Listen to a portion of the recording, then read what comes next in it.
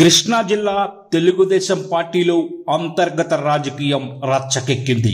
Tiruvuru MLA Kolikapudi శ్రీనివాసరావును గతంలోనే 2-3 సార్లు corner చేశారు.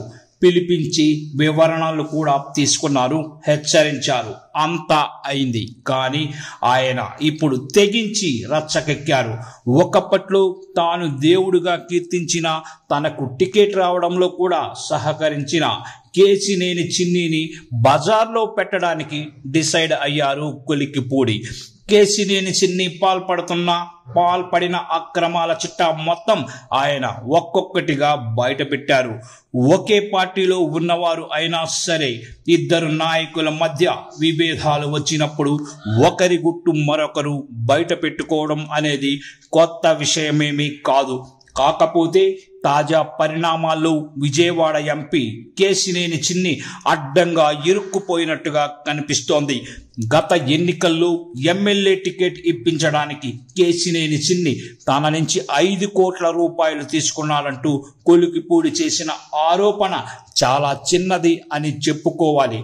60 లక్షల రూపాయలు తన అకౌంట్ నుంచి ట్రాన్స్ఫర్ చేసినట్టుగా బ్యాంకు రికార్డులు కూడా చూపించారు. అంతవరకు నమ్మవచ్చు.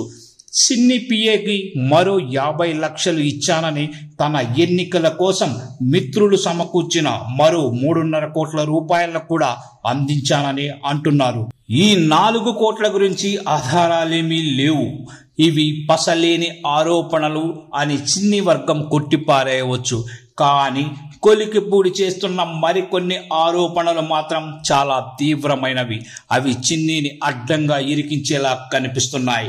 హైదరాబాద్లో రియల్ ఎస్టేట్ వెంచర్ వేసి ఫ్రీలాన్స్ పేరుతో డబ్బులు వసూలు చేశారని, వారికి ఇప్పటిదాకా ప్లాట్లు కట్టి ఇవ్వలేదని, వాళ్ళంతా కేశినేని చిన్ని ఆఫీసుల చుట్టూ తిరుగుతున్నారని కొలికిపూడి ఒక ఆరోపణ చేశారు.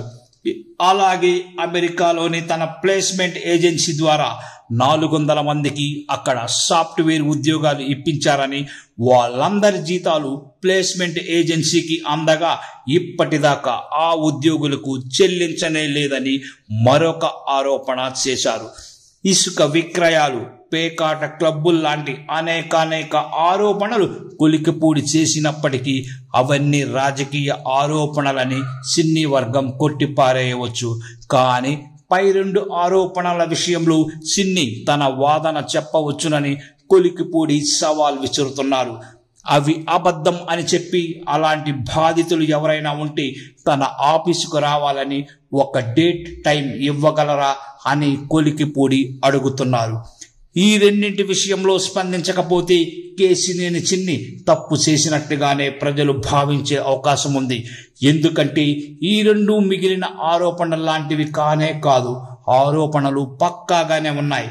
మరి కేశినేని చిన్ని ఎలా స్పందిస్తారో చూడాలి.